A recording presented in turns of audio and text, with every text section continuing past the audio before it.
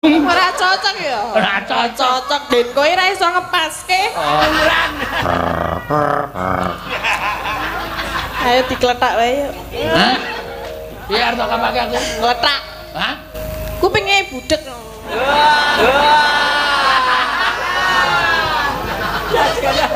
Kok ngerti nek awake lemu kok malah awake obat dadi panggunge dokter. Untung sing ngendang ora jleng. Hah? Piye arep tak kapake aku? Ngletak. Hah? Kupinge budek. Apa kuwi? Kowe iki aja obah-obah to, Yuk. Kok ngerti nek awake lemu kok malah awake obat dadi panggunge dokter. Untung sing ngendang ora jleng. Sampak man. Ganggu tatin. Arep nganu kowe, ganggu popularitas tatin. Apa takon misah sesuk iki nek pentas ki Wahyu kono, Tatin kono, dadi kaya buta brahala loro dijak.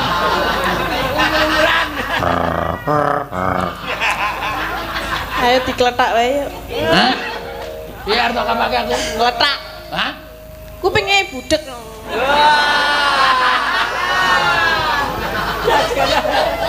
Apa ora krungu kok ya mata unek. Aku ki rak memperjelas to arep tak kapake. Keletak. Mbak iya. Gelem to dikletak. Kan gelem wae ame diklethak kok emoh. Lara lho. Rak.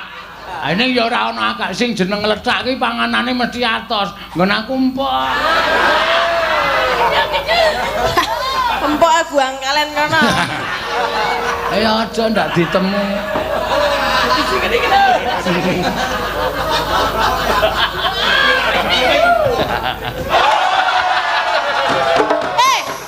Uang kok 6 kilan maksudnya? Kok le ngendange me drung-drung dung. Ora cocok ya? Ora cocok. Den kowe ora iso ngepaske. Sritenan nang tasih Uang kok 6 kilan maksudnya? Kok le ngendange me drung-drung dung. Ora cocok ya? Ora cocok. Den kowe ora iso ngepaske. Wonge wis dikilani wae ngenem kok. Drung. Kowe iso gedhe ra? Hah? Iso? Ya buktekno nek Apa? piye nek ngendang iki. Lho, aku ora ngerti pengendange ayo kok takon aku. Nek menurut jenengan penak ora? Penak. Oh, berarti mati ya rasanya. Ora apa-apa. Apa ngendak? Kuwi asline pengendange iki mangkel olehmu kemayu iki mangkel. Mangkel apa seneng? Takon ana dhewe. Takon ana dhewe. Mas Denko. Aduh. Hey. Jane kamu sayang apa enggak, Toh? Enggak. Yakin? Enggak. Kok tak liriki dilitno wis kecantol lho kowe. Hah? Kirik-kirik ya, Bang? Apa? Kirik-kirik ya. Wah ya gila kowe. Oh, entene ora ngerti ya. Nek Aku iki aja kok gayuh pengendang. Karo tukang kamera wis ditolak. kuwi iki jane meng lames ya dodo ya. Iki jane ya ingin to. Senengane iki do ngono kuwi nggodha-nggodha. Lane kowe iki ra sok kemayu. Aku iki jogate meng jogate dendekmu nganggo. Lah kan Iki sing ditonton ki apa? Aku dune joget ki awak kok. Lah lek arep apik kepiye wong lagi arep menikmati ngene-ngene wis anu andang ganti sekaran wae ngawur. Ora ngawur kuwi pancen disesekke kok. Lah nek pas kuwi mau piye le arep joget? Piye? Sing tumlak-tumlak bleng-bleng ngono mau. Piye Jal? Ayo sakarepmu wong kowe sing nyanyi kowe kok sing joget aku. Ya kan aku pembelaan mbok dibelani ngono lho. Lho, apa aku kok? Lah apa? Kita kancan. kan? Ah, kanca apa? Lah apa? Enggak mau aku. Gak mau. Bisa pokoknya. Terus aku sebagai apa dong?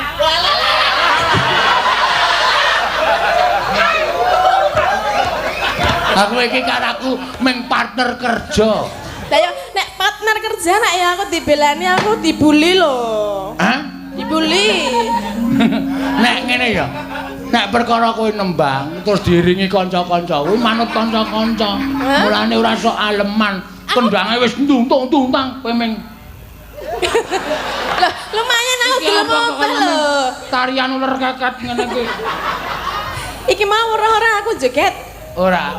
Oh lah ya ora ngematke.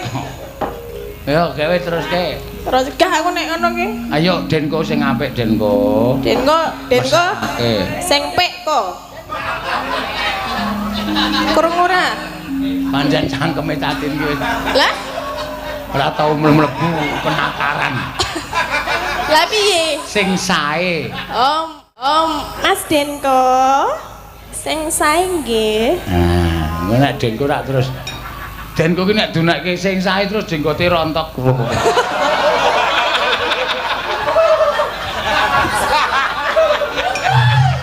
Dita jenggote aku mbok gak weruh.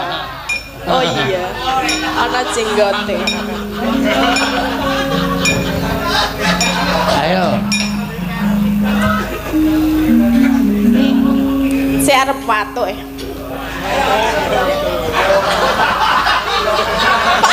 Pak Gatot iki. Kowe aja ngrungokke menungsa-menungsa ratatangan. Yo. Liwat kencange alismu tak dundu. Yo. Penak iki mesti. Wah, penak. Ore. Gak aku ki.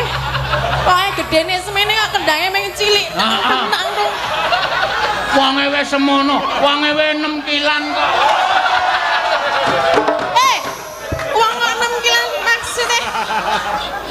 Kok le ngendange meh drung-drung-drung-drung. Dung. Ora cocok ya. Ora cocok. Den kowe ora iso ngepaske. Wonge wis dikilani wis ping 6 kok. Drung-drung. Kowe iso gedhe ra? Hah? Iso. Ya buktekno nek gedhe. Oh, gede semene. Coba sesik mulai mau kae. Apa? Urip ana arep rampung ki mau. Jen kok kon nganggo sing gedhe. Ya. Jajal sepiro gedene? Iya, sabar kene kesusu. Melek sik. Hah? Ben melek sik jare turu. Ora kok. Wedi. Wedi terus muni ora kok ngono. Melek kok. Ya gak jumeneng. Iya, mangga.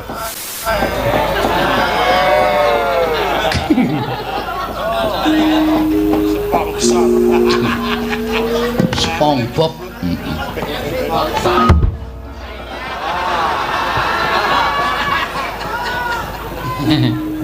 Siapa?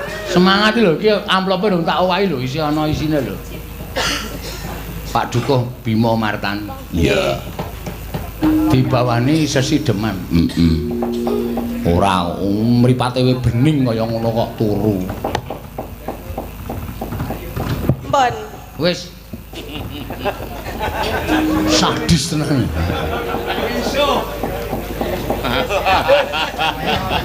Ada aku rak yo semaur pas kok empun. Wis. Ya. Wiwitane. Apa kuwi? Kowe iki aja obah-obah to, Yuk. Kok ngerti nek awake lemu kok malah awake obah dadi panggunge dok-dok. Untung sing ngendak ora jleng. Sampak malah. Ganggu Tatin. Arep nganu kowe, ganggu popularitas Tatin. Aja iki bejo ming muni, dek mben kae dilingguhi Tatin ro ayu ki panggunge langsung ndlesep kok. Congkoke sing nggon mburi kele langsung mandlep. Terus kelire doyong. Apa takon misah sesuk iki nek pentas ki ayu kono, tatin kono, dadi kaya buta brahala loro dijak.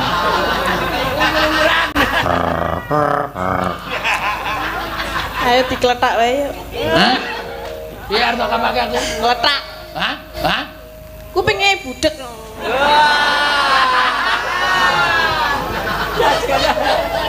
Apa ora krungu kok ya mata unek. Aku ki rak memperjelas to arep tak kapake. Kletak. Mbak iya.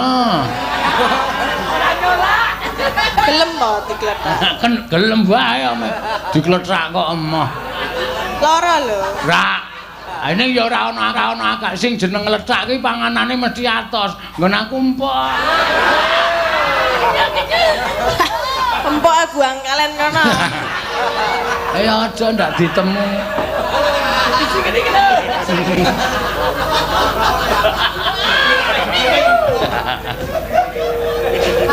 Je.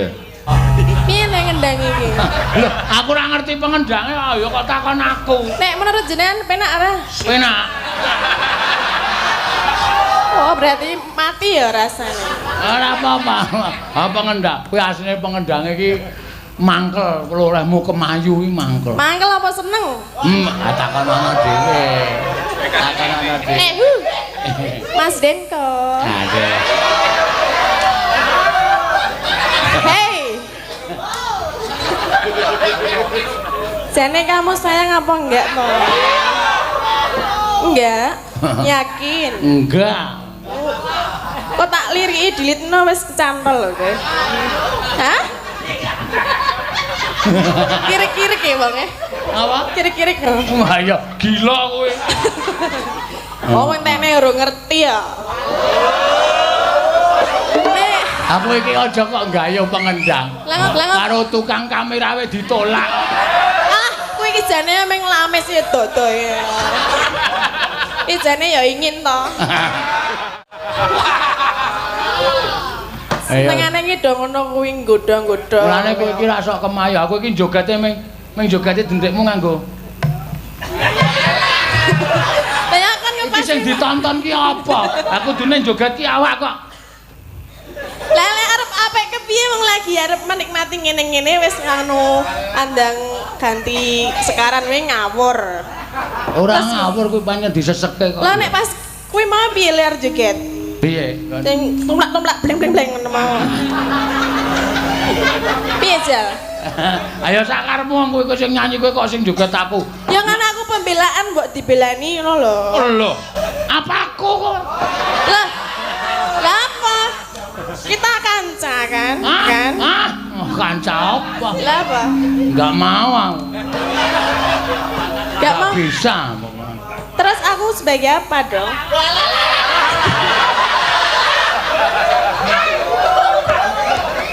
Aku iki karo aku meng partner kerja. Lah ya nek partner kerja nek ya aku dibelani aku dibully lho. Hah? Dibully. Nek ngene ya.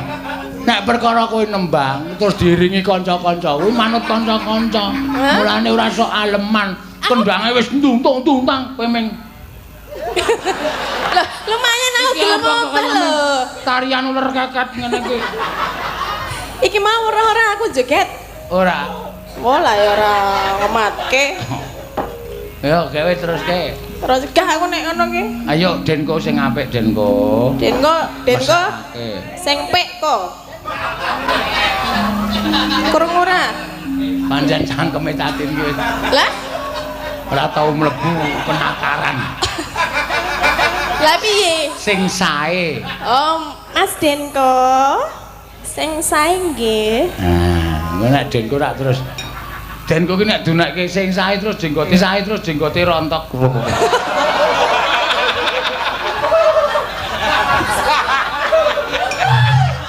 Dita jenggote aku mbok gak weruh. Oh iya.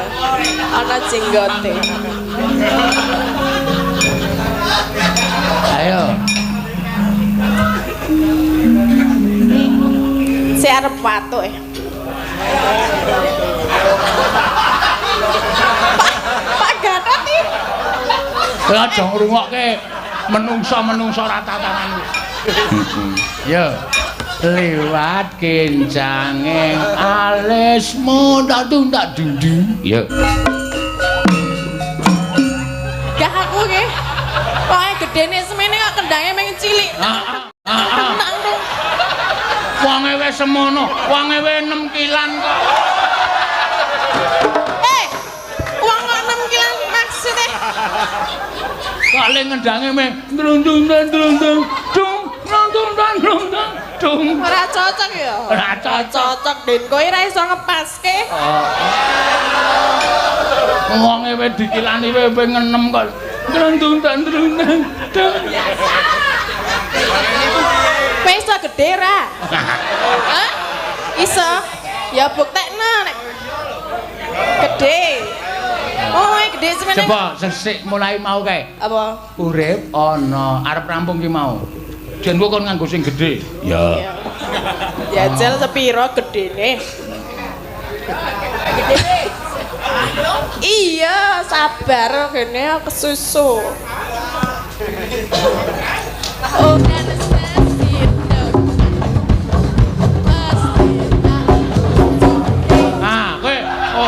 bareng gedhe lek mau megol mempeng ora jamak-jamak. Lah ya kudune gedhe ngono kuwi lho. Ning aku tetep ora puas iki mau. Waduh. Cok baleni ya kok latihan sik. Wah, iki. Wis apa? Kuwi mah. Apane? Amplop. Kayaknya. Asah dilongi. Ora lho. Awen ngene kan dadak dilempet ngopo? Nek ngene iki rak ya saru. Ya ora. Kaya dilempet. Apa kan ndelondor ngene iki. Ayo kitune dilempet to ya. Ya ngono kuwi wae ben transparan lho. Emah aku. Mau piye? Ewu-ewu kuwi nek ora dilempet. Tenuan nggih. Ya.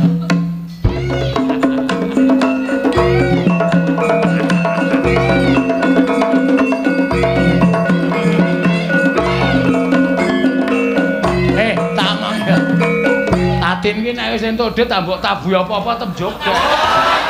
Ora ya, iki beteke rada apik nek biasane lek aku gah.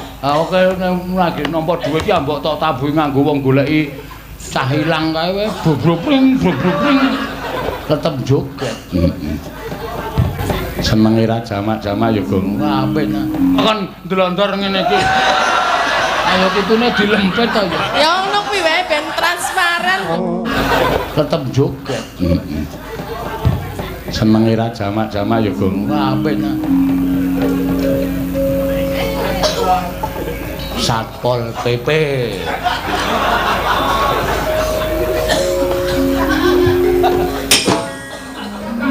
Leren.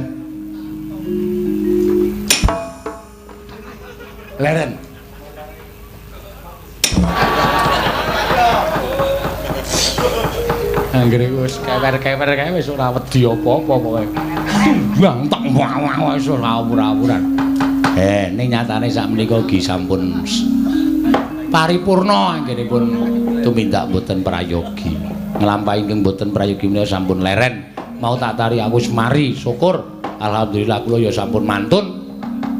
Boten ginakaken bab ing kados mekaten menika. Nyatanipun nggih boten sae wonten ing raga, boten sae wonten ing pikir lan boten sae tumrap sedayanipun.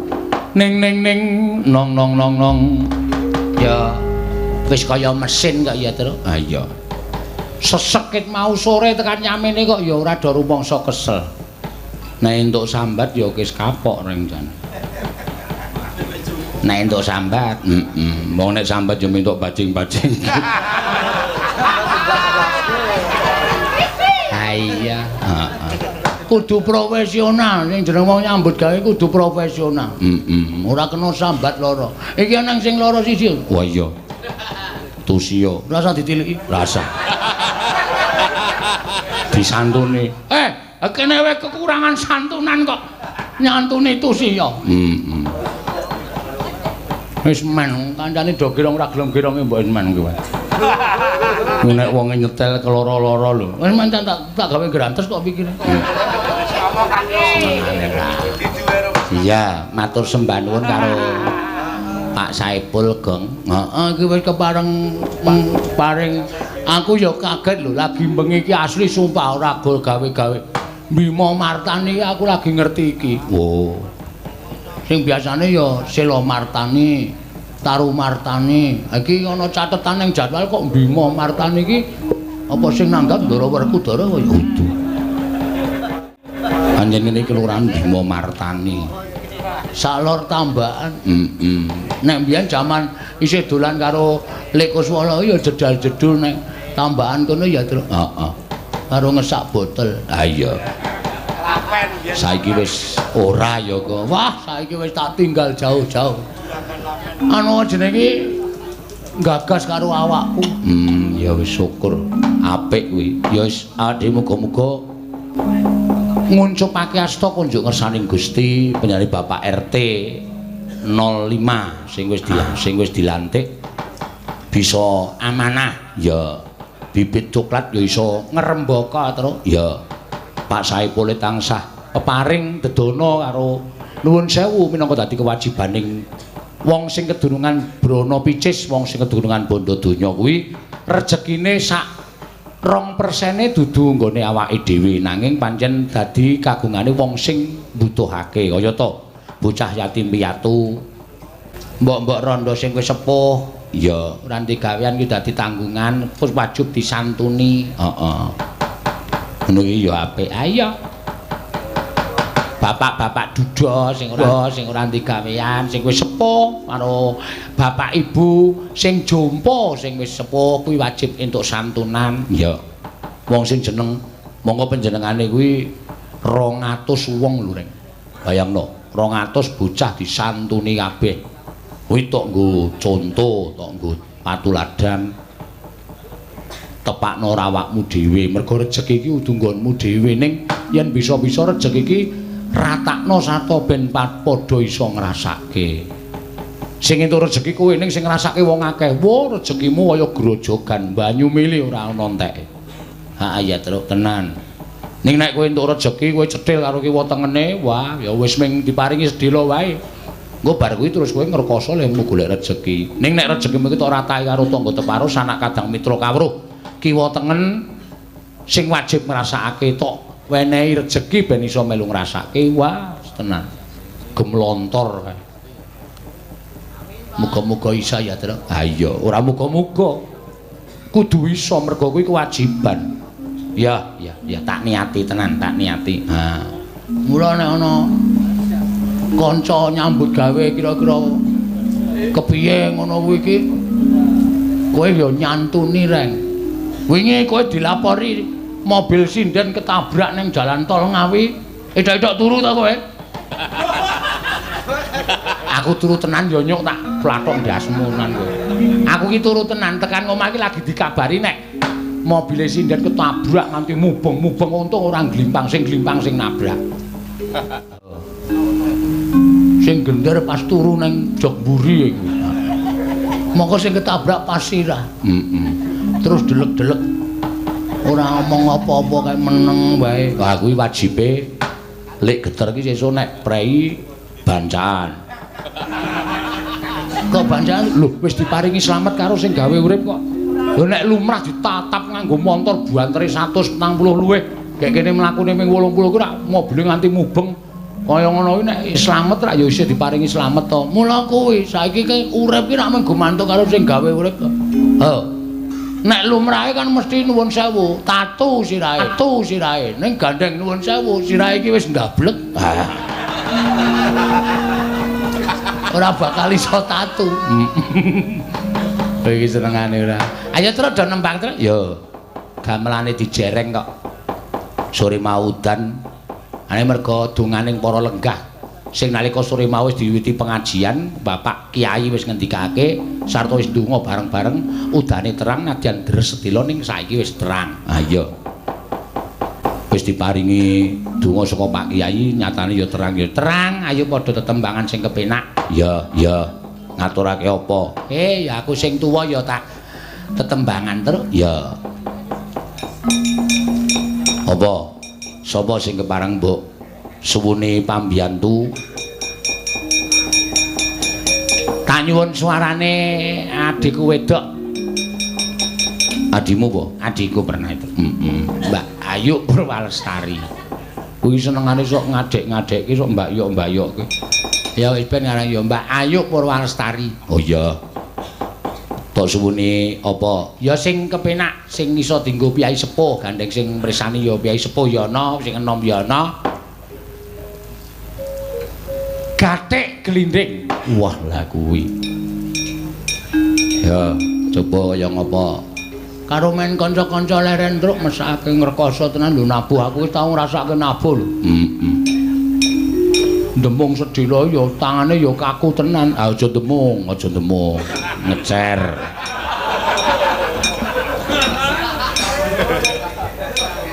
Ngempul ki ya rekoso lho, aja ngempul, aja girong sing rasa dadak ngetokke tenaga. Aku ki ora tau tak peksa kok, Gong. Ah iya. Monggo Mbak Ayu. Cakepanipun sami di ngono kuwi. Sing kabudayan ngono kae. Ayo cakepane pun buka buku sithik. Iya. Dap nggih, Pak. Heeh, rasa kesusu. Nggih, pun. Nggih. Neno. Monggo. Kenapa Agnes kok diblonyo-blonyo? Masuk angin. Masuk angin medun ora apa-apa. Turu neng mobil apa turu neng transit kono. Ora usah dipeksa, engko ndak dikira aku ki jiat-jiat ora entuk medun. Meduna. Nang ngendi le turu omong aku. Tuwekan. Maksude mengko rak tak tileki to, Tru. Tak gawake dokter saka Sutkesmas. Dasmaskes. Ya ora apa-apa. Ya. Men dipandu karo sapa kuwi mas-mase sing streaming kuwi goleke nggon kana. Ngaso. Ora apa-apa wong jeneng masuk angin aku nek masuk angin ya medun kok. Mayang ya medun. Lah witekno mbangane kenapa-kenapa? Iya. Langsung ngomong sing di omah. Kula ajeng mandhap. Pun sesuk le ngopahi sak karep sampean. Dun, wis ngono wae. Turu ning mobil. Bareng tekan mobil mari. Gojek karo kanca-kanca. Kulino. Iya gawe. Ya nganggo aturan gareng wis nembang, terus kowe nembang terus aku terus sebo. Ya. Aku ya tak sing klasik wae ya Reng. Ah iya, wong sore mau wis gedumbengan ora karuan. Sore mau wis cetak. Kenjange wis nganu jem-jemane wis medeni. Sapa ya? Lho. Ayo adi wedok. Sapa? Ganang, Ganes kok. Ganang. Ganes. Kuwi yo anu waris yo. Ayo, ayo Nes, Ganes. Lenggah poju meneng. Weh lho, penonton iso pirang-pirang lho kok aku ngerti ora kae lho. Kalau ting jegenek kae, kuwite gedhe-gedhe kae. Tak kira nek wong delok jebul luwit. Ayo anu rujak jeruk tak jogeti wae do kangen Nes kowe iki. Pak. Apa? Pangabekti kula kunjuk, Pak. Heeh, wis tak tampa.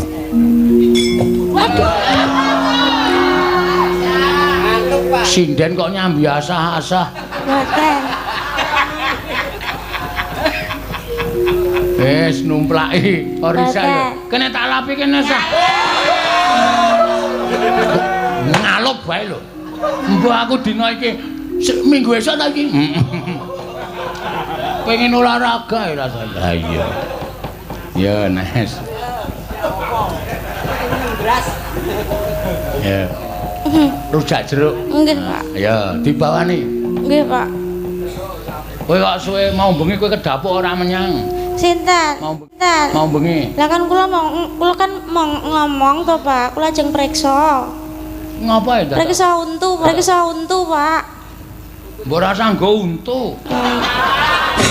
Malah apik kok. Nek ora nggo untu ki iso kembar karo wondo. Mbah Kus jenengan ngomong ha jenengan sesuk nggih calone pun kowe iki karo kowe nek nyeluk Lek Kuswala iki mbah to pernah. Kula nggih bingung Pak Seno menawi kula niku nurut saking awune Bapak. Jane niku ra enom, cok kemlinti, kula nyekluk malih. Oh. Nek saking awune Simbok, kula nyeluk muni Mbah. Oh. Okay. Iki Lek Kuswala iki awu jarum iki. Awu jarum dengkulmu. Nggih, Mbah. Mbah Darminto Mbah ya. Darminto nggih. Mbah Darminto kalian Ibu. Ibu Simbok. Lho. Lek Kuswala jenengan napa tasih? Hahaha. Wis ora, wis mari saiki omben-ombenane banyu aki. Pripun? Napa kersa mimi? Kowe arep ngombeni apa piye? Alah. Pak Seno kula jane isen lho gadah lek ning clemer ngoten niku nggih. Aja kowe. Lah nek pengen Saiki wis potongane wis cendak ngono mbiyen gondrong. Oh, gleleng tenan mbiyen.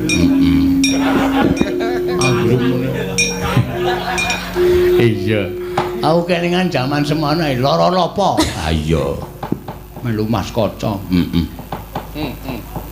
Anggere kurang bayarane ming do gemremeng kowe. Piye iki? Ada piye-piye? Joli cap jaek wae, joli cap jaek. Ah, wis. Bawani Nes. Pocong. Ya. Bapak pocong. Pasar Mlati ngisor ndengkul, kidul dengkung. Kidul dengkung. Ya. Pak. Mungkin nek niki bener le nyanyi Bapak Pocong. Mungkin nek langsung tricike teng wingking angsal mboten, Pak. Trisik bablas teng wingking maksudnya, Pak.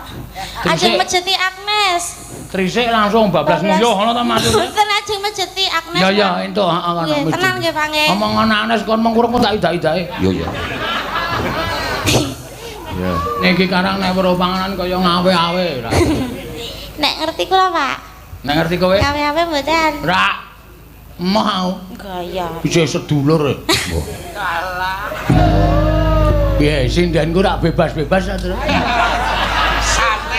Santai kok. Bar nembang terus melarikan diri ya ana.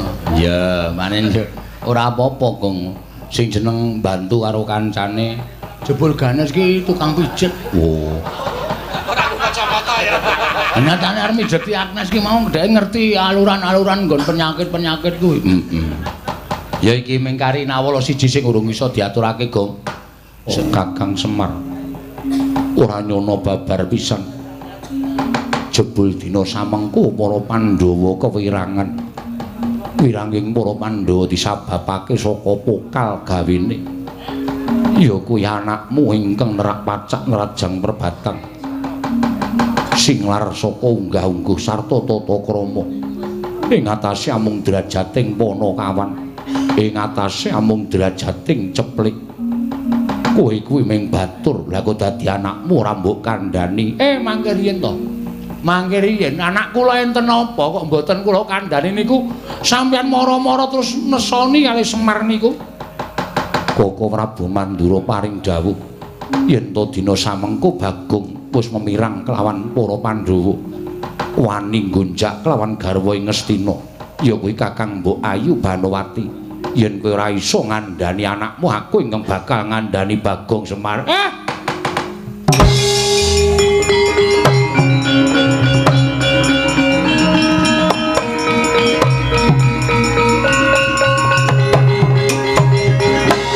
Bagong, non, rene. Wah, entuk dit iki. Hus. Wonten dawuh, Pak. Apa bener kowe tekan Ngastina? Kowe nggonjak garwa Ngastina. Mbok nganggo pikiran marne omong iki. Kowe iki wong tuwa lho, Pak. Aku ya wis tuwa, anakmu aku ya wis tuwa. Aku ya iso mikir bener karo luput. Terus saiki kok aku nggonjak karo garwa Ngastina iki aku ora kudu nyawang karo kananku to. Aku mung batur, mung Panakawan lho, Pak. Ora sandadak selak Bagong.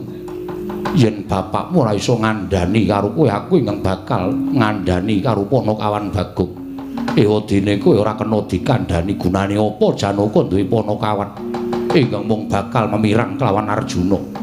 Kowe ngaku apa ora? Mbok modar nek kula duwe tumindak sing kaya ngoten. Sing paring pangandikan Koko Prabu Mandura apa Koko Prabu Baladewa wani paring pangandikan ing ora ana nyatane. Rasa dadak kowe kumbe rasa dadak kowe selak. Aku ora sudi duwe ponokawanku ya cedhapuramu. Kowe ora minggat saka papan ngarep aku kene tak longgo paruh wadukmu tekaning pati. Truk rang aku pamit jare.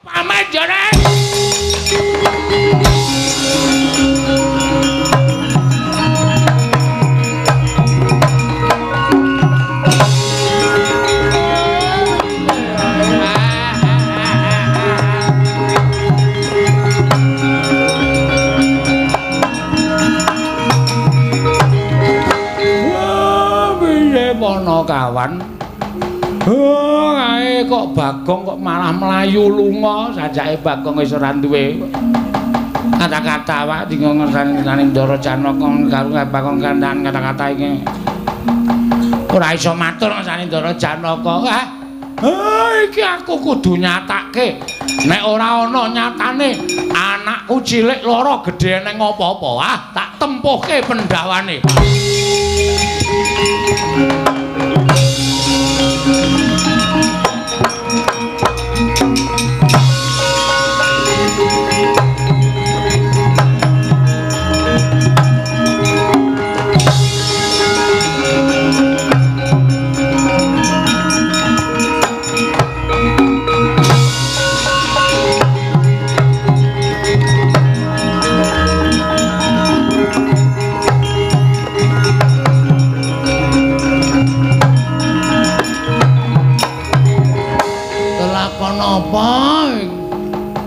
Maune seneng-seneng gara-gara apa mergo aku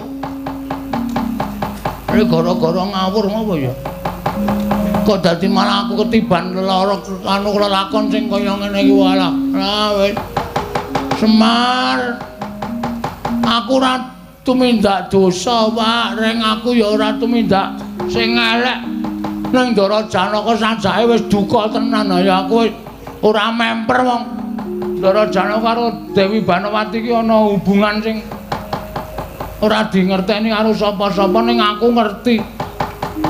Ki nek aku ora golek dalan supaya iso uwal saka Ndara Janaka ngrekoso uripku mongko ngarepku iki wis segara. Wis ora ana daratan meneh. Monggo aku nggawa walesan mancing sik aku. Ana ora nggawa apa-apa ora nggawa walesan. Wis cilaka iki wis nekat wae tak nyemplung segara iki. Woi.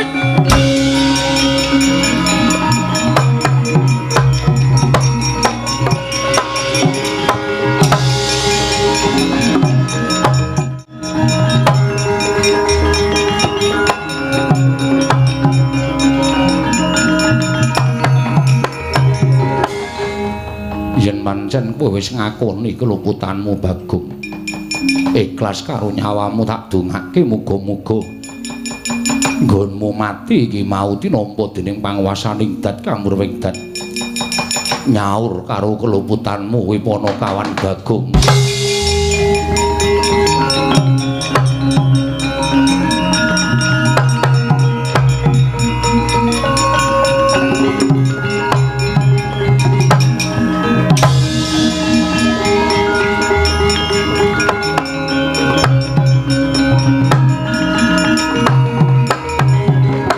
Kala narpa Kresna tandulusa hanyakara mring Sang Resi Jahnawi Suta mring Sang Resi Jahnawi Suta Arjuna wonten maring adhawu ndak samangsa kadowan Bagong nyemplung segara inggih kok ora mbok penggak mesinipun Bagong sampun ndodha ing kalepatan tinimbang kula ingkang merjaya dhateng Panakawan tumunten Bagong pados margining pejah.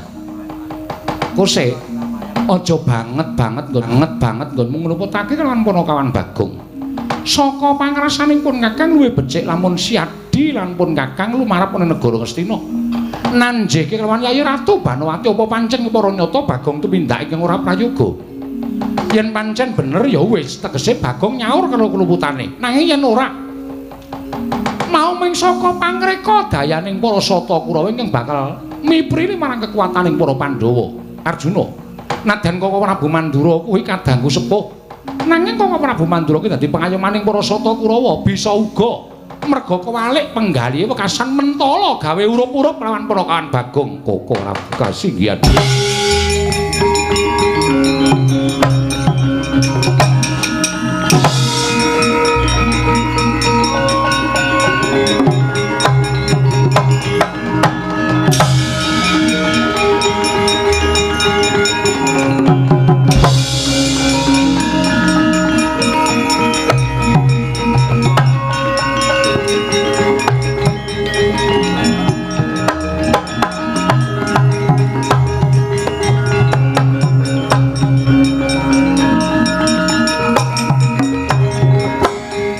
Bumi sing langit kelap-kelap katon lir kincanging risang mawe gandrung sabaran katulu wukir moyak mayu Bagong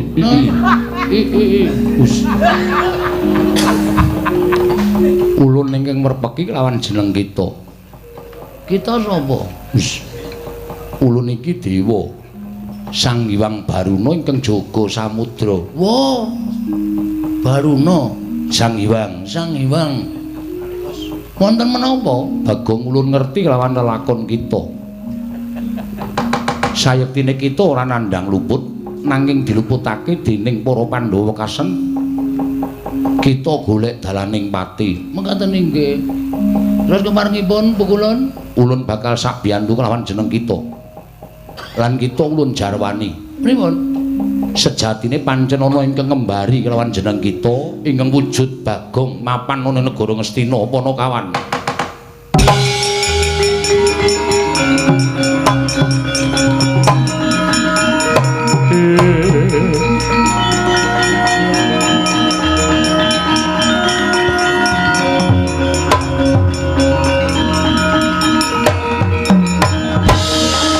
Marenos mubang wangaruna katinetrane nganggo rapo sabdaning kukiloring kanigara sageter kene donganing kunglir wuwu sing pini panca ing strayali binatang panusmaning jajanan sekretaning bawana dadi enten menungsa sing memba kaya kula. Iya pancen bener. Wah keparat niki nek kula ora membersihkan nama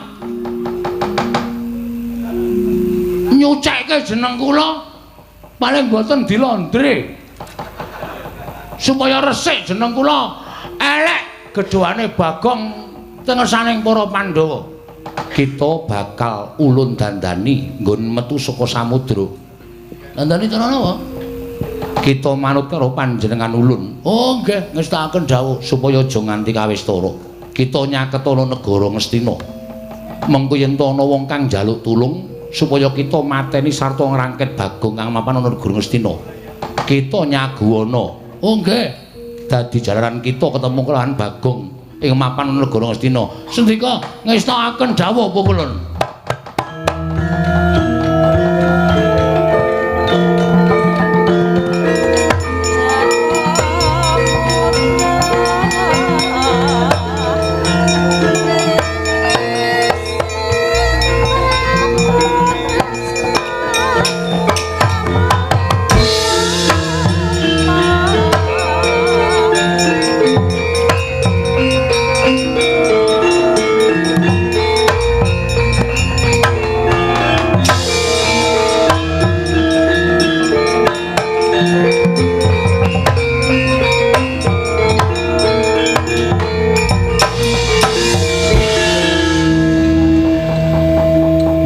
Dadi pendhita kok do lali cak anu tabah.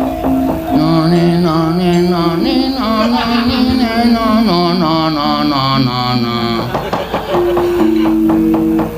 Iya Bagong. Iya piye? Kita wis dadi pendhita. Kita arep nganggo jeneng sapa? Iki kalih maca cara Hongkong. Iya, mapan kita pendhita Tanah Sabrang. Wis nganggo jeneng sasake wae waton kelakon sedane. Kula ajeng nganggo jeneng peparab Begawan Liceng Suwi. Iya. Sakarep kita. Kula tak munggah teng daratan nyaketi negara Ngastina. Ha ya. Iya. Sakarep kita Ponokawan Bandung.